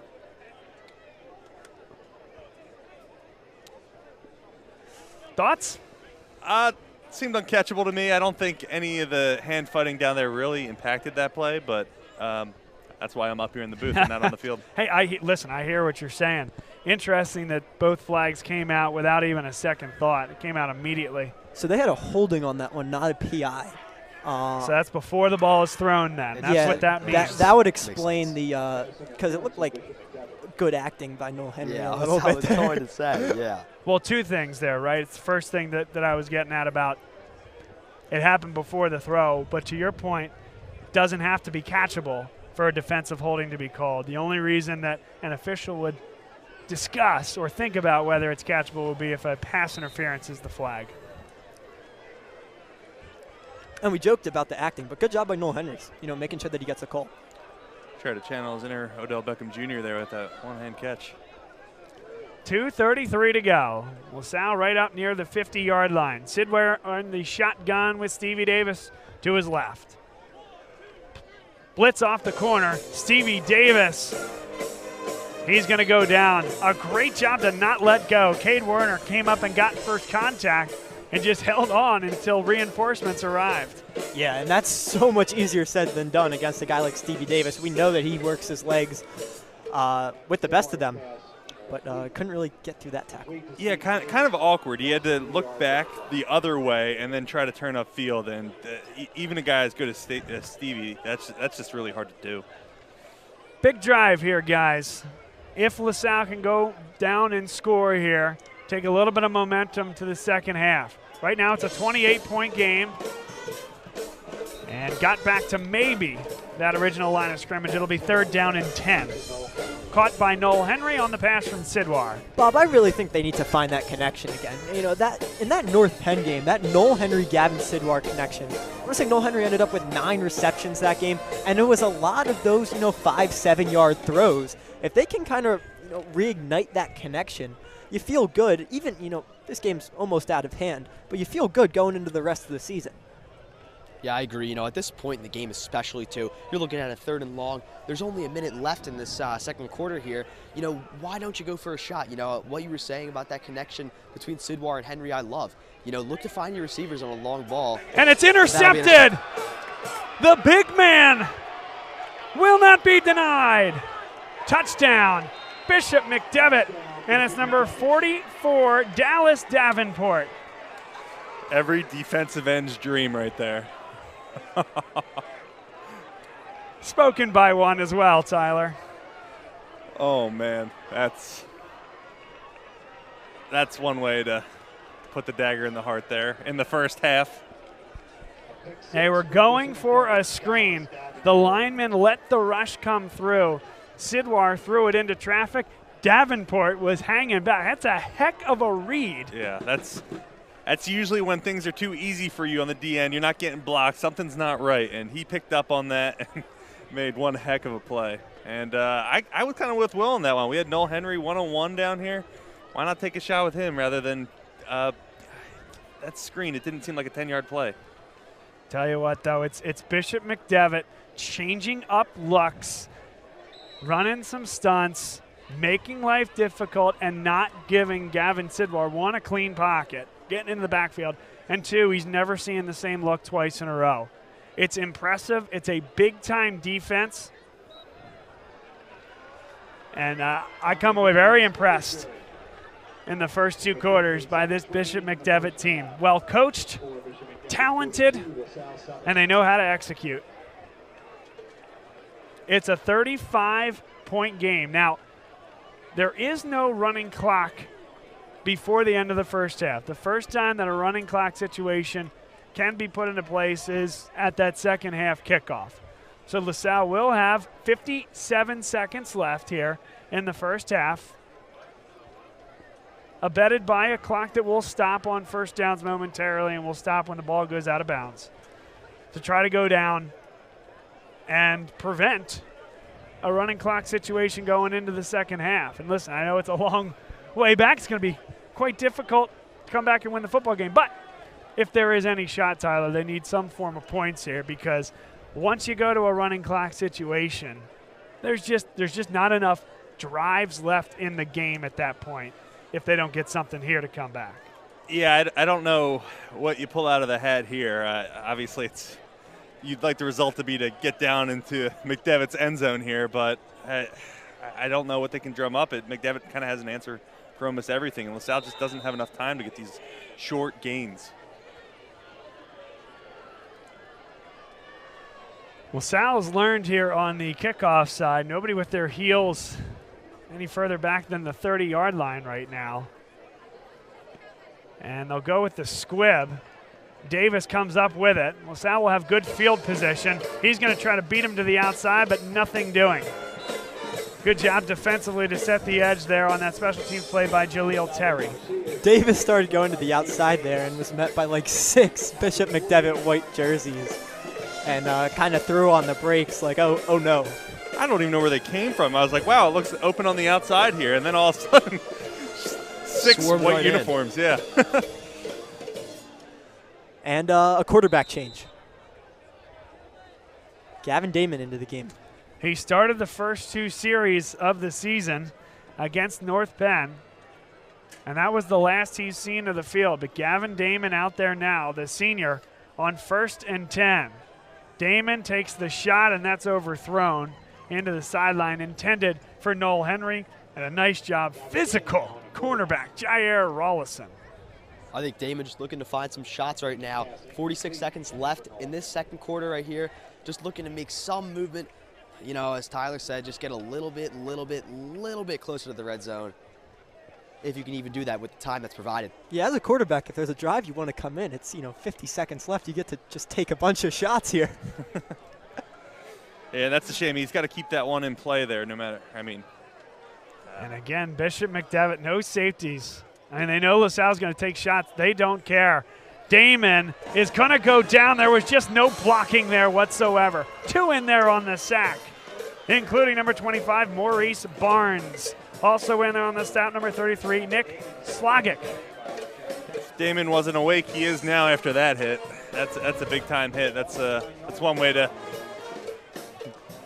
enjoy your second play of the game. 23 seconds left. By the way, Nick Slogic, a guy who played baseball for Warwick last year, transferred in the offseason. So last June, I was up at Penn State calling the state title game for baseball, and Nick Slogic was playing for Warwick. Now he's here in early September playing football at a high level for Bishop McDevitt. Final 2 seconds of the half, and that will do it. It's 42-7, and when we come back, it'll be a running clock situation. Bishop McDevitt has thrown down the hammer. They were beat 21-0 by this LaSalle team last August. Boy, have they gotten better. Boy, has Stone Saunders come into his own, and they look like a team ready to run wild across the state of Pennsylvania. Our broadcast team is Bob Long, Tyler Kern. We have Danny Rovey and Will Ryan alongside. And guys, this portion of today's game is brought to you by the Station Tap House in Doylestown. Station Tap House is a great spot to watch the game, hang out, have a great time with your family and friends. They have a tremendous outdoor patio, a lot of outdoor space, a covered bar out there as well. Hope you'll check it out. Great food and drink specials coming up this week and beyond as well. Visit the Station Tap House right at the end of the old Doylestown, not old, but the old R5, the Doylestown SEPTA line. Appreciate the Wade family and their support of Bob Long Sports. It is halftime here at Trojan Stadium. Wissahickon High School, Bishop McDevitt feeling themselves. It's been a big-time effort from the Crusaders. Stay with us, folks, and we'll be right back. Ford is Mayfair's neighborhood Ford store. Nobody knows your neighborhood like Dunphy Ford. Nearly 40 years. Right here on Frankfort Avenue. Generation after generation. Our neighbors continue to be our customers. We have access to the cars and trucks you want with financing you need. Dunphy Ford is Northeast Philly's first choice for America's #1 brand. 7700 Frankfort Avenue in Mayfair. Online at www.dunphyford.com. Come experience the Dunphy difference. You'll be glad you did. My name is Patrick Donahue, a franchise consultant with FranChoice, the premier network of franchise consultants in America. FranChoice is a company that helps people find a franchise business that's the perfect fit for them. We work with the people who want to own a business but don't really know how to find one that's both a top-notch opportunity and a great match. We specialize in franchise opportunities with the following 3 characteristics: low investment, high margin, and rapid break-evens. The best thing about our service is that it's free to the public. We're paid by franchise companies for this service. The process is simple. First, we do an introduction. Then the candidate provides me with information. We have a consultation based on that information, and we build what's called the model. Once we have that model, we'll share that with 3 great opportunities that match your criteria. I will follow up with you through the entire process. Obviously, the best opportunities fit the criteria mentioned above, and the right way to find those opportunities is to spend some time with the people who work with the very best franchise companies looking to expand in your local area. I'm humbled by your consideration, and I look forward to speaking with you soon.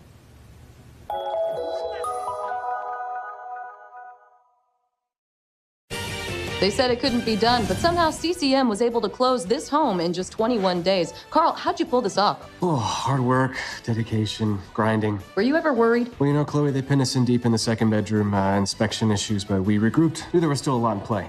Well, I'm sure the Franklins were pleasantly surprised.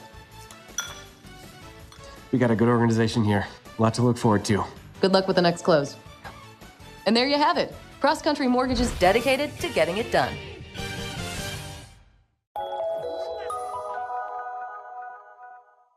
So, it's time for your business to renew your lease. Or perhaps you're right-sizing or relocating. This can be an exciting time, but it's also a major project to undertake. Hundreds of decisions to make, some of which may impact your business for the next decade. You know you need an expert on your side from start to finish. What if this expert had no conflicts of interest, no landlords to answer to, and a fiduciary responsibility to work solely in your best interest? Someone who knows the questions to ask, the levers to pull, the pitfalls to avoid. Enter the experts at Gola Corporate Real Estate. They've seen it all over the course of thousands of transactions in dozens of industries. Gola gets it. And what if those experts came with a team? Subject matter experts to manage everything that comes with this process. Space planning and design, relocation planning and budgeting, helping you manage your vendors, construction oversight, all with zero out-of-pocket cost to you. A turnkey experience that adds real value, value that flows right to your bottom line. Gola gets it.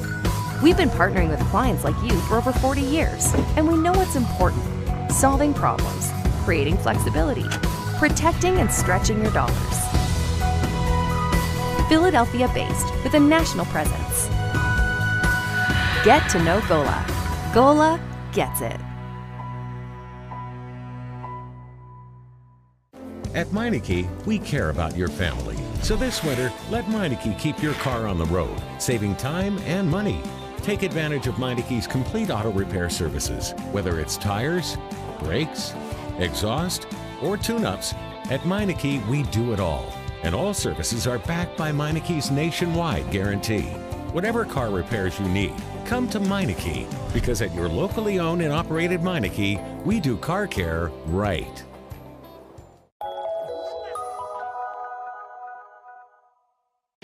What does this win mean? Been with the family for a long time. With our team chemistry, it was bound to happen. Just close, baby!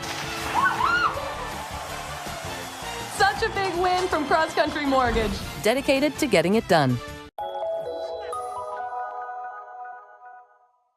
Good evening, everybody. Welcome into the Nittany Lions Sports Report. Good evening, everybody. Welcome into the Nittany Lions Sports Report live on Bob Long Sports. Today we're going to talk about the offensive line and our man of the hour, the chef, the man himself.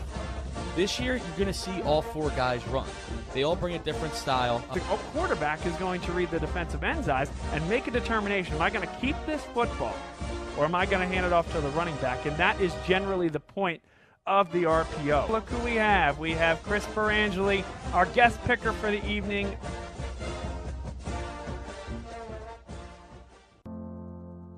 The coaches at LaSalle are great because they strive for you to be your best. I was able to maximize my full potential in terms of opportunity in football, wrestling, and lacrosse. They're going to be pushed to be the best they can be in the classroom, on the field, in the pool, and just overall as a person. Student first, athlete second. Before you have success on the field, you have to have success in the classroom so you can be on the field. One thing I think makes LaSalle Athletics stand out are the facilities that we have.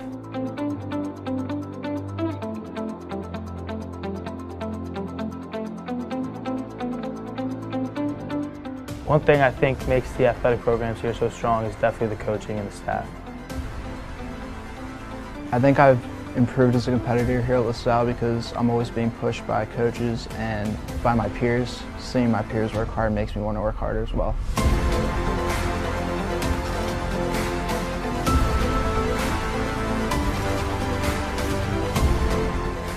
No matter what your interests are, every single person here is going to make sure that you're able to fulfill your dreams and what you want to do.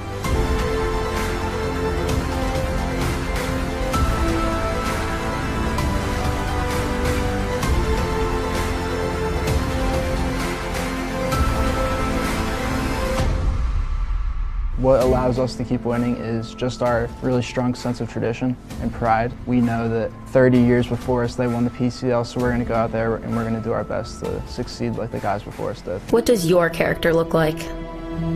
Does it bounce back after each setback? Does it stand out by standing up? Does it make good on good intentions? Character is invisible until it's not. Only through action will the world know what it's made of, what you're made of. Find out how you can strengthen the character of your community alongside empowered veterans and families of the fallen at travismanion.org. I say that LaSalle fuels my passion because it has... Welcome back, folks. Bob Long here. My broadcast team again, Danny Rovey, Will Ryan, and Tyler Kern. Well, Bishop McDevitt, they have been phenomenal start to, well, end of the first half. They have been in control, and they lead 42-7. Stone Saunders, everything he's cracked up to be. Sincere Bowers, coming out party. Certainly the rest of the state knew about him, but he's come eastward and has made a big statement at Wissahickon High School. Rico Scott has been good. Marquise Williams has a touchdown. They are phenomenal, and it's been a treat to watch. On LaSalle side, they are in the locker room looking for answers. Can they come back and scrounge a couple of points together? It'll be a running clock situation when we get back. But will it be Gavin Sidwar? Will it be Gavin Damon? The quarterback shuffle has come again here for LaSalle, and a big point in the season, I think, for this team, right? Going to be tough for LaSalle to win this football game, but everything still in front of them. Have not started Catholic League play yet, and have an opportunity to lick their wounds after this one here tonight, maybe learn something here in the second half. They'll take on Haverford next week, and then maybe a much-needed bye at that point. But we have another 24 minutes of football coming your way next here on Bob Long Sports. Stay with us, and we'll be right back. Dunphy Ford is Mayfair's neighborhood Ford store. Nobody knows your neighborhood like Dunphy Ford. Nearly 40 years. Right here on Frankfurt Avenue. Generation after generation. Our neighbors continue to be our customers. We have access to the cars and trucks you want with financing you need. Dumpy Ford is Northeast Philly's first choice for America's #1 brand. 7700 Frankfurt Avenue in Mayfair. Online at www.dumpyford.com. Come experience the Dumpy difference. You'll be glad you did. My name is Patrick Donahue, a franchise consultant with FranChoice, the premier network of franchise consultants in America. FranChoice is a company that helps people find a franchise business that's the perfect fit for them. We work with the people who want to own a business but don't really know how to find one that's both a top-notch opportunity and a great match. We specialize in franchise opportunities with the following 3 characteristics: low investment, high margin, and rapid break-evens. The best thing about our service is that it's free to the public. We're paid by franchise companies for this service. The process is simple. First, we do an introduction. Then the candidate provides me with information. We have a consultation based on that information, and we build what's called the model. Once we have that model, we'll share that with 3 great opportunities that match your criteria. I will follow up with you through the entire process. Obviously, the best opportunities fit the criteria mentioned above, and the right way to find those opportunities is to spend some time with the people who work with the very best franchise companies looking to expand in your local area. I'm humbled by your consideration, and I look forward to speaking with you soon.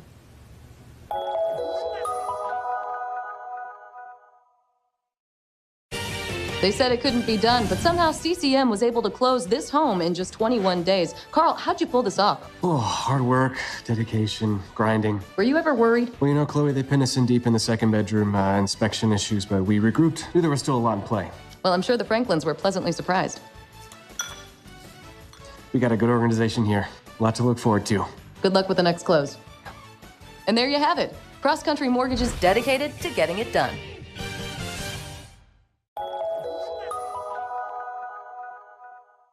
So, it's time for your business to renew your lease. Or perhaps you're right-sizing or relocating. This can be an exciting time, but it's also a major project to undertake. Hundreds of decisions to make, some of which may impact your business for the next decade. You know you need an expert on your side from start to finish. What if this expert had no conflicts of interest, no landlords to answer to, and a fiduciary responsibility to work solely in your best interest? Someone who knows the questions to ask, the levers to pull, the pitfalls to avoid. Enter the experts at Gola Corporate Real Estate. They've seen it all over the course of thousands of transactions in dozens of industries. Gola gets it. And what if those experts came with a team? Subject matter experts to manage everything that comes with this process.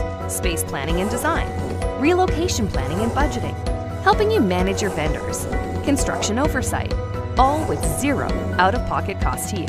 A turnkey experience that adds real value, value that flows right to your bottom line. Gola gets it. We've been partnering with clients like you for over 40 years, and we know what's important: solving problems, creating flexibility, protecting and stretching your dollars. Philadelphia-based with a national presence. Get to know Gola. Gola gets it. At Meineke, we care about your family. So this winter, let Meineke keep your car on the road, saving time and money. Take advantage of Meineke's complete auto repair services, whether it's tires, brakes, exhaust, or tune-ups. At Meineke, we do it all. And all services are backed by Meineke's nationwide guarantee.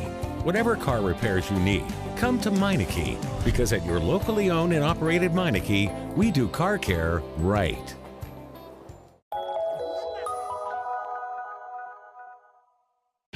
What does this win mean? Been with the family for a long time. With our team chemistry, it was bound to happen. Just close, baby! Such a big win from Cross Country Mortgage, dedicated to getting it done. Good evening, everybody. Welcome into the Nittany Lions Sports Report. Good evening, everybody. Welcome into the Nittany Lions Sports Report live on Bob Long Sports. Today we're going to talk about the offensive line and our man of the hour, the chef, the man himself, This year, you're going to see all 4 guys run. They all bring a different style. The quarterback is going to read the defensive end's eyes and make a determination. Am I going to keep this football or am I going to hand it off to the running back? And that is generally the point of the RPO. Look who we have. We have Chris Perangeli, our guest picker for the evening.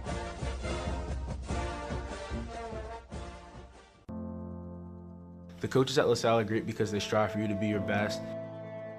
I was able to maximize my full potential in terms of opportunity in football, wrestling, and lacrosse. They're going to be pushed to be the best they can be in the classroom, on the field, in the pool, and just overall as a person.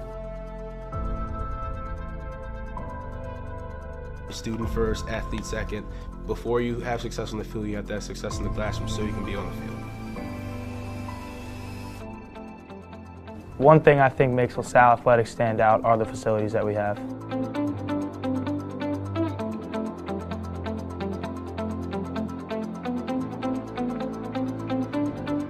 One thing I think makes the athletic programs here so strong is definitely the coaching and the staff.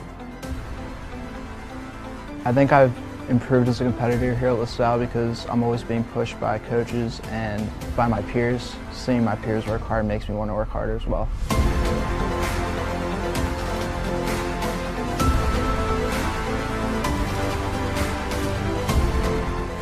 No matter what your interests are, every single person here is going to make sure that you're able to fulfill your dreams and what you want to do.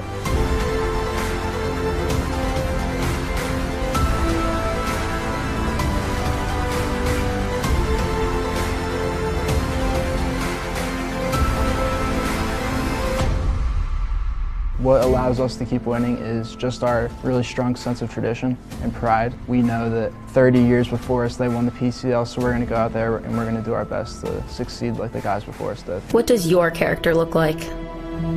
Does it bounce back after each setback? Does it stand out by standing up? Does it make good on good intentions? Character is invisible until it's not. Only through action will the world know what it's made of, what you're made of. Find out how you can strengthen the character of your community alongside empowered veterans and families of the fallen at travismanion.org. I say that LaSalle fuels my passion because it has such great programs with what I'm interested in. LaSalle affords you the opportunity to get involved in as much as you possibly want to. There's tons of different clubs and activities with any different interest you could have. No matter what you're doing, you'll be supported by your peers, and LaSalle will become a place that you love to go to and you will want to go to every day. I think it was pretty easy to make friends. I feel like the most friends I made came through my extracurriculars. What I love about LaSalle is you could make relationships with other people by getting out of your comfort zone. That's what LaSalle really teaches us, to be open and be open to meeting new people. You're always going to gain something from clubs. Even if you find out that that club isn't for you, you're still going to pull something away from it, come out with new friends, have new connections. Getting involved definitely helps you meet new people. You want to come to LaSalle because you want to be able to explore. You want to be able to try a number of different opportunities we have to offer here. You're going to really discover what it means to be not only a LaSalle gentleman, but also develop with your own passions and have all these different opportunities to try things that you might not have had otherwise. Hey, here we go, folks. We are back for the second half here on Bob Long Sports. Ty, hopefully we can get that one in there. Bob Long, Tyler Curran, Will Ryan, and Danny Rovey alongside. Want to thank Christian Iannarone from the class of 2006 for joining us here to begin the second half, and he's going to be helping us out on camera. It's 42-7, and LaSalle is trailing Bishop McDevitt. The Crusaders were phenomenal in the first half in all facets, and it will be a running clock to start the second. Bishop McDevitt out of Harrisburg, Pennsylvania, named for the same Bishop McDevitt, by the way, that the school in the Catholic League in Glenside, Pennsylvania was named for. Unfortunately, Bishop McDevitt shut down a few years ago in, again, the one in Glenside, but Bishop McDevitt and Harrisburg rocking and rolling here this evening. They will receive to begin the second half. Andrew Park drills this one low, and it's caught there by Sincere Bowers, and they're going to do a toss sweep, a good move to the outside. That was pretty The slick. little hook. Yeah, that was pretty awesome. The little lateral there, and that is where they'll restart. They're trying to get Rico Scott in on the action. I don't think I've ever seen that on a kickoff return before. That was, I guess when you have that safety net of 35 points, you can kind of try a few different things.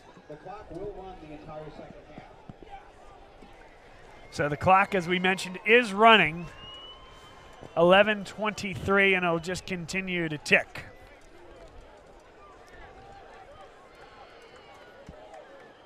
That's, of course, given the 35-point lead for Stone Saunders and the Bishop McDevitt Crusaders.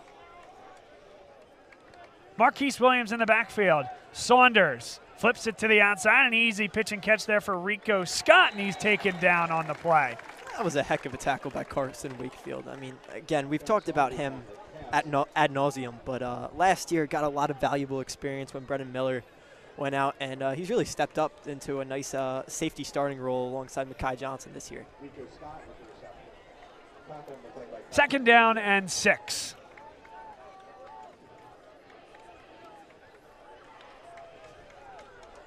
Williams tripped down on the play, and getting just enough was Filippo. I believe that was Matt Wills blitzing on the side. He had a guard crash down on him that was twice his size, and he kind of fell backwards into that tackle there. Actually, you're right. That replay showed you it was Wills almost kind of getting a trip, kind of one leg catching the other. So Filippo got an initial touch, but Wills actually credited with the tackle. Great call there, Tyler. Thanks, Bob. 3rd down and 5. Throw and catch. It's a 1st down. Kind of just sat down 1 yard beyond the line to gain. By the way, Tyler, you have earned yourself a nickname. We were talking about it last week while you weren't on the air. Took Rob Stott a while to acquire a nickname, Riverboat Rob. Riverboat Rob. So, you know, that's when you know you've made it. You are Tyler the Bell Cow Kern. I heard Chris Collinsworth use the term bell cow last night, and I just cringed a bit.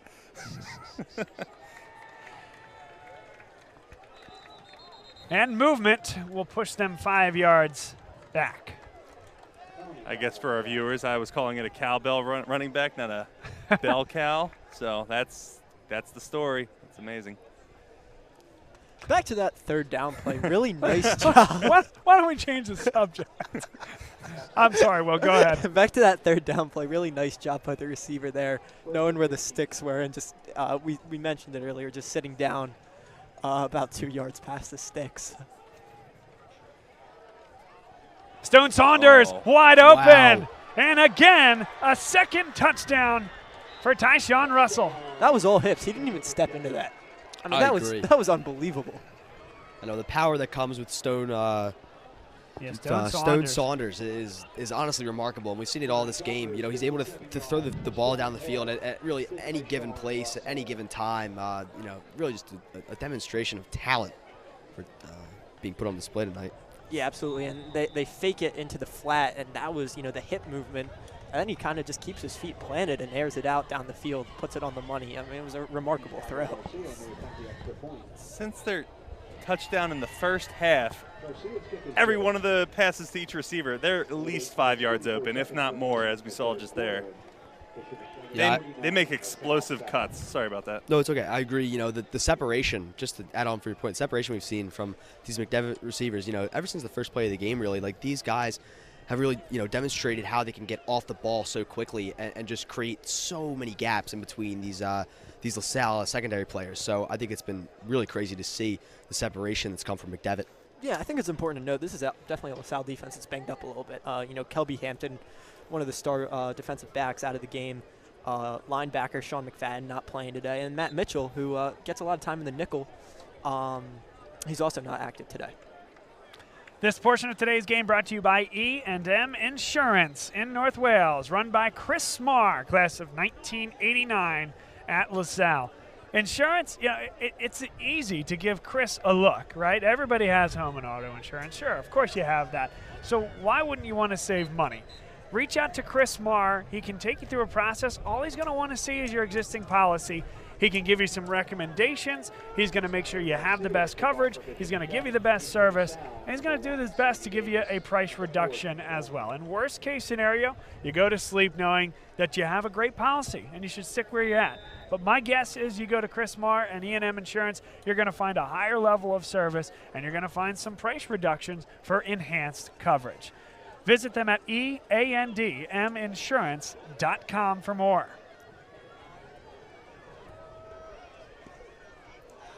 There goes the tee, and the kicker got hurt there as well. That's a tough situation. I don't know if we'll see him back, but that is Gustavo Garcia, the junior. He's going to limp it off the field. A little cramp in the right leg. Yeah, real quick, before this LaSalle offense comes out, Brendan Olimpo texting up some stats from the press booth.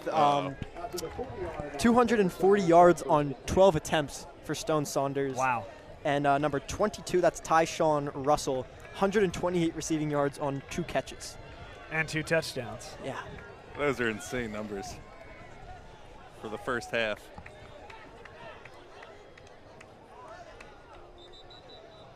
Ooh, interesting there. That flag came out late.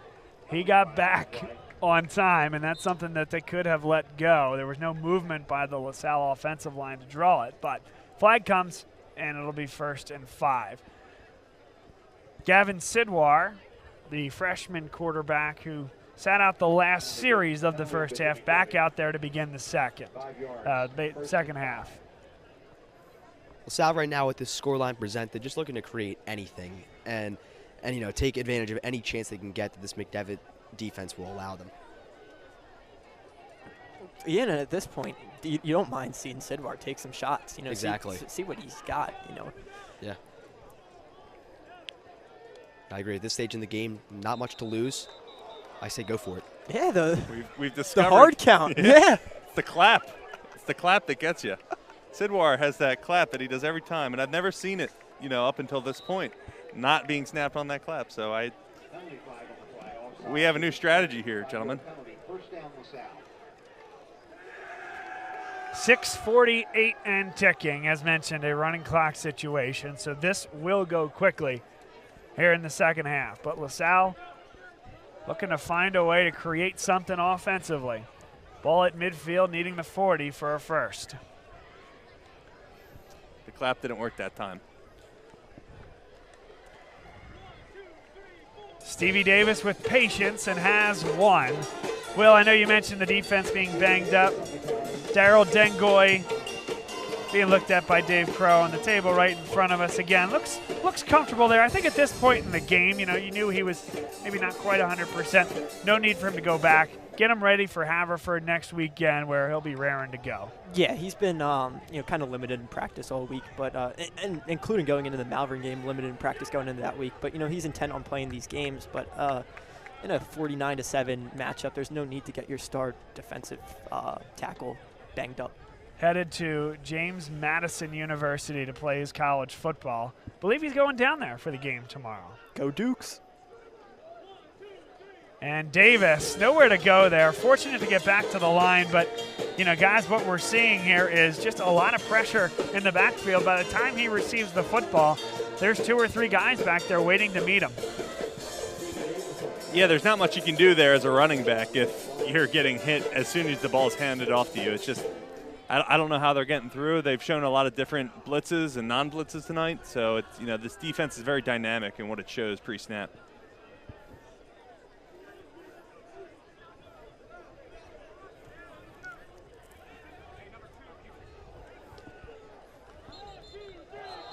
And a whistle, 3rd down and 9, and it's offside again against Bishop McDevitt. McDevitt racking up the early flag calls here. It may be attributed to seeing some of the second-team McDevitt defenders out there now. But they are bringing the house every time. I counted 7 or 8 in the white, box. white uniforms. Yeah. Yeah. And they've trusted their defensive backs, and so far it's really paid off. I mean, there has not been a real big play. You can consider the Noel Henry touchdown a big play, but, they were already in the red zone there, and that was a methodical drive. All-out blitz, and it's thrown low. Is intended for Jimmy Dolan. Good read there by Sidwar. A little bit of pressure right there. Made that throw definitely difficult right there, but I do like the read by Sidwar. Yeah, absolutely. And a nice route by Dolan. A good timing by Sidwar. It's just low.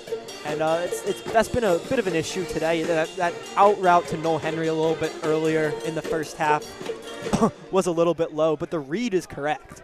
Yeah, I'm surprised we haven't seen more of those quick slants. Like I was saying, these cornerbacks are playing off the ball. The middle of the field's often wide open. Yeah, it's one-on-ones everywhere. But they bring this blitz. It's so quick. It's got to be out within 2 seconds. 4th down. Out route. Dolan is short, and it's a turnover on downs. Jaleel Terry makes a big-time one-on-one tackle. Yeah, that's a play call where you're hoping Jimmy Dolan can kind of make a play. The route not going towards the sticks. You're not going out to the stick and then the break. It's a route where we're going to give the ball to Jimmy Dolan and hope he can make a play. And this Bishop McDevitt defense has been right on top of it. This portion of today's game brought to you by Jim McLaughlin and Carrie Guerin Boyle of the Carrie Guerin Boyle team at Berkshire Hathaway Home Services, Fox and Roach Realtors. You might be looking to buy or sell your home. You might have questions about the interest rate market and where things are right now. You need a professional at your disposal and in your back pocket, somebody with your best interests at heart, and you're going to want to call Jim McLaughlin and Carrie Guerin Boyle to do that for you. They helped my wife and I to buy our home, and we couldn't be more thankful to them. We could not recommend them any more highly, and we hope that as a LaSalle or a high school football fan, you'll pay it forward to those that are supporting high school athletics. Thanks to them for all they do and to help us to get our product on the air. Also, we'll tell you about CJO Design and Construction. Maybe you're looking to do a project on your front lawn. Maybe you're looking to put in an entirely new deck or hardscape. Well, call CJO Construction. That's Chad Ormond, who's done a great job with LaSalle football, running the video unit up here, and he was interested in what we do. We appreciate him supporting us. It's a big reason, again, our sponsors, why we're able to put this product on the air. Keep it going year after year. So please support the people that are supporting high school athletics. Thanks to Chad and CJO Design and Construction for their great support. Here's Marquise Williams. Williams to the edge. It's a foot race. One block on Del Jackson, and Marquise Williams takes it the distance. But we have a holding. And there's the flag way deep there, so we'll bring it all the way back.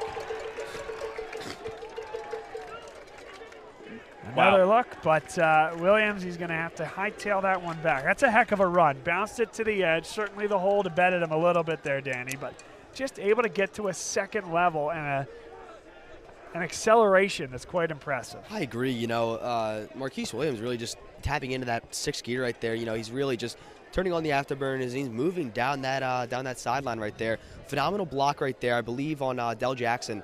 Correct me if I'm wrong. I believe that was Del Jackson to bring him into what would have been the end zone for the touchdown. Unfortunately, that will be brought back for McDevitt, but fortunately for LaSalle, they'll at least have a second chance right here at this drive. Yeah, Danny, I was going to say the same thing. It says a lot about this Bishop McDevitt culture when you're up 49-7 and you have Rico Scott running the whole way down the field and laying a big-time block at like the 4-yard line on Del Jackson. That was tremendous effort by Rico Scott there. A run up the middle. Kieran Campbell brings him down, a gain of 5. 1:52 to go, third quarter. Bowers got the touch. Again, Marquise Williams is the guy you think about coming into these games, but Sincere Bowers, saw a little bit of him last year. Unbelievable player.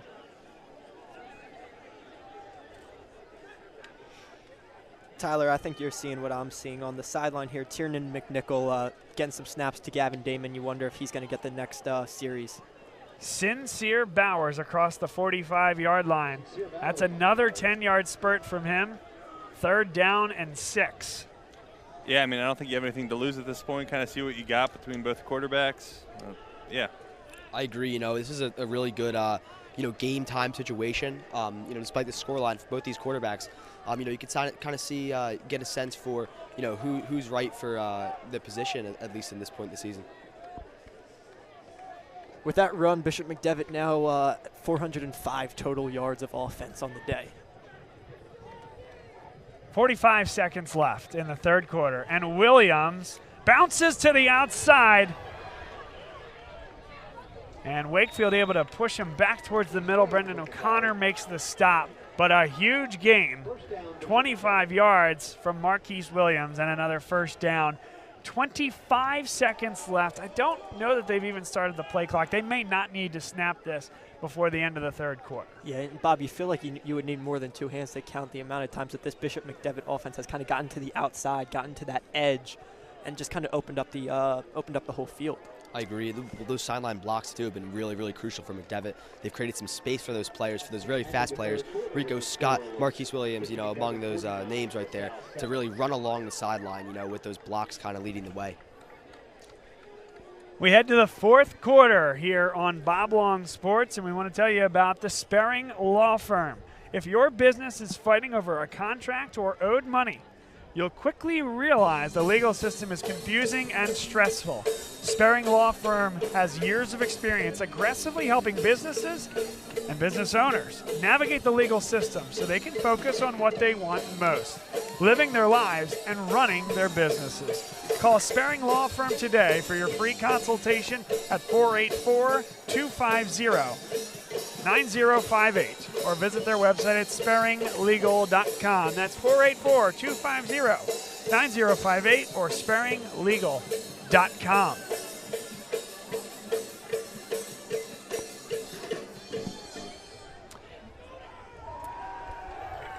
And by the way, the call was answered.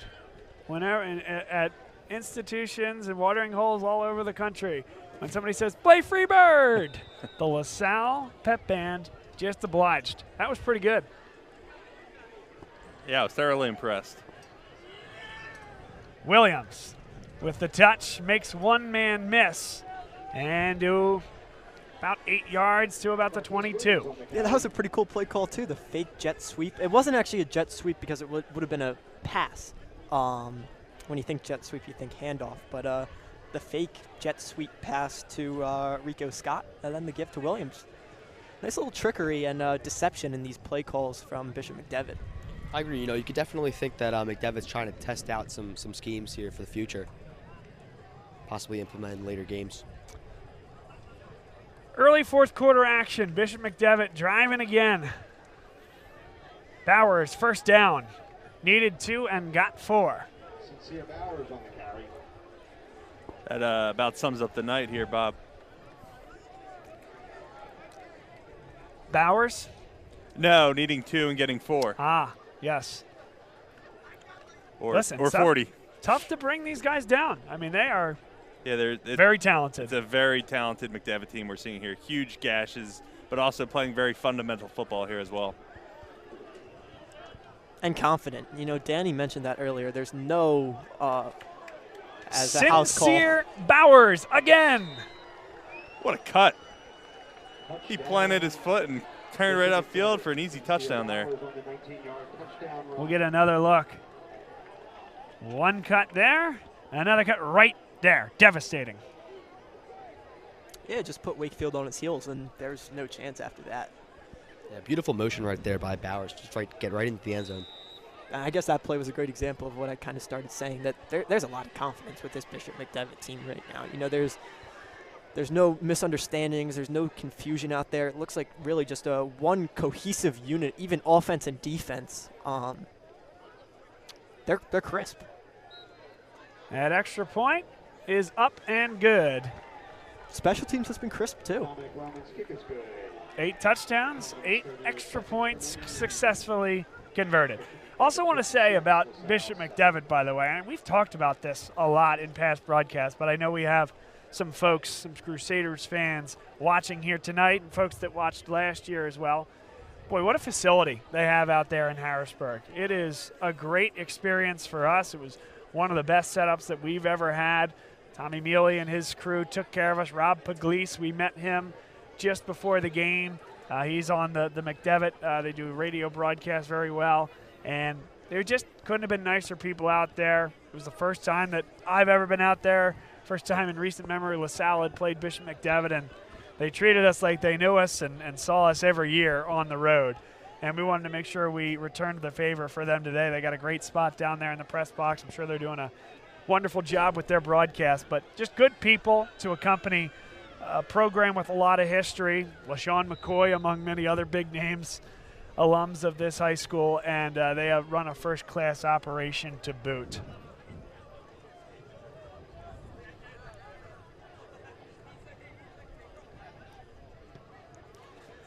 A squib kick pops up and into the hands there of LaSalle, and here's a nice opportunity. Good return for number 31 for LaSalle, Desmond Ortiz, the freshman running back. That was a burst. That was. Yeah, he found a hole and just kind of turned on the burners, if you will.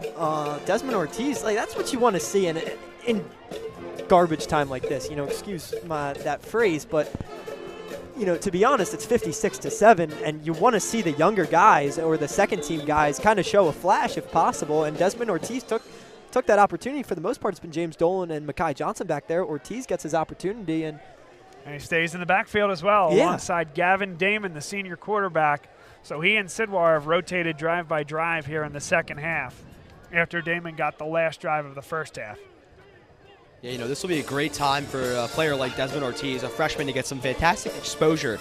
You know, coming into this varsity program in his first year, you know, obviously very elusive player. He's a very speedy player.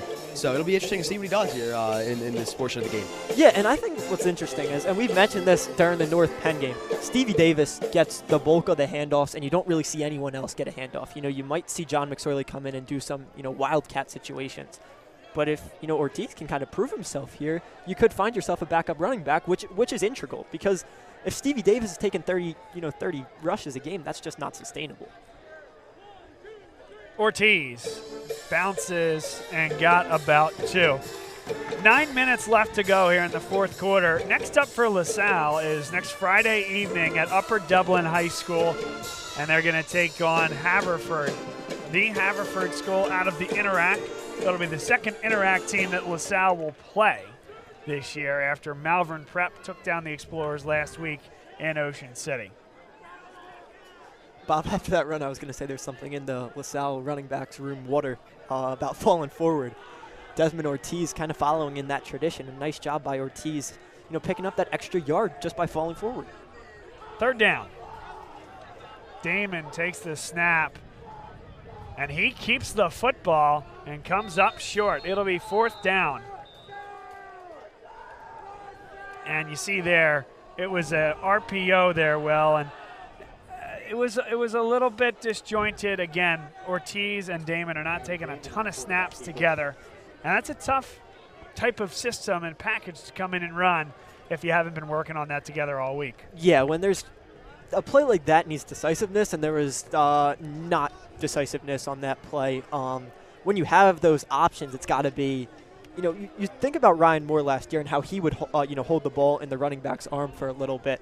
But Moore was always decisive with that movement. You know, he kind of had an idea the whole time, and he had two strong ideas. Damon a little bit in between there. Damon rolls, pressure. Nice throw and catch. Got to get to the line, and he's gotten it by 1. Good play there by Gavin Damon, and it's a first down for the Explorers. Yeah, great little toss under pressure there by Gavin Damon. Really have to credit him to that one. You know, under pressure like that, get the ball out and you get, you know, make something with it. You get the first down. Gavin Muller makes the catch and run. A Gavin connection. That's right. Gavin squared. You don't see too many no-glove catches in this league, Bob. I think that's what we just witnessed there. Love that. Reached up, pulled it in, easy first down. John McSorley dives up the middle. He gets right near that line to gain. Give him 8.5. McSorley had a head of steam there. These backup running backs doing a good job. You know, something to look forward to.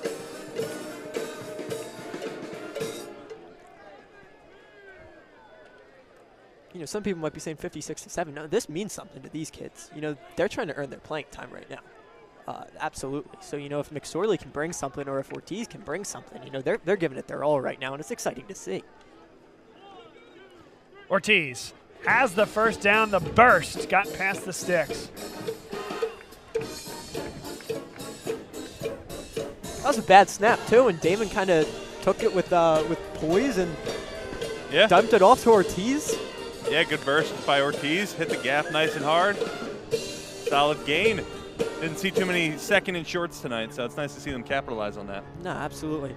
As a result of this running clock, too, LaSalle is definitely running their game a lot faster, and I think that's, to the benefit a little bit, definitely lighting a bit of a fire under this team, especially for, like what Will was saying, a lot of these new guys, trying to earn their spots.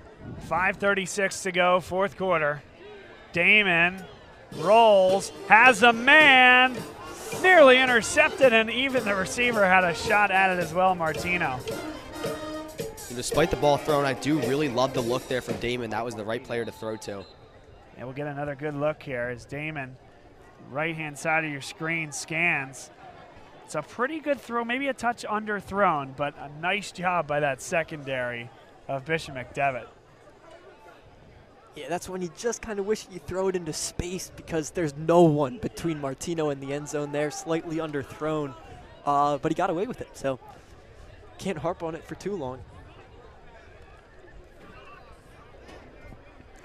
Well, LaSalle, they're going to, Tyler, go to the drawing board a bit this week. I think everything's on the table in practice. Maybe you can kind of take us inside what that experience is like as a former player yourself. I would guess that, like I said, everything is kind of up in the air and anybody can go in any role next week. Yeah, I mean, it's tough. You got to look forward to Haverford and what they bring. You can't dwell on – honestly, McDevitt's just a better team. They have a ton of talent down there. Yep. So you can only focus on the things you can work on. Tackling was not great from LaSalle today. They got to work on that and just kind of working on their timing. I mean, they have a freshman in at quarterback, not right now, but at least as their current starter, and just kind of get those – I would have liked to see more quick slant passes instead of what we kind of saw today, but I think it's just, analyzing the film of Haverford and adjusting your game appropriately, but playing within your means as well. Yeah, and Tyler, if I can just build off of that, you talk about quick slants, and the key word there is quick. By the way, heck of a throw here by Damon. Yeah, I like that toss. Yeah, that was a great toss. You But put some air on it. Yeah, what we've seen, Gavin Sidwar is not a running threat whatsoever. He's a pocket passer, true pocket passer. You know, you saw Damon kind of be able to take it up the middle a little bit. But you got to tailor your offense around Gavin Sidwar. He's got to get the ball out quick because he's not really going to escape pressure. So you kind of take that film and kind of go with it, knowing what Gavin Sidwar's strengths are.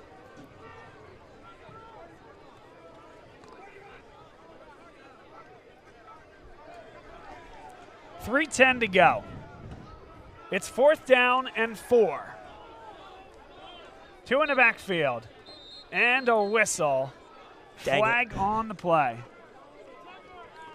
And it's offside against Bishop McDevitt, so if it's truly 4th and 4, it should be a first down once you step that off. That's right.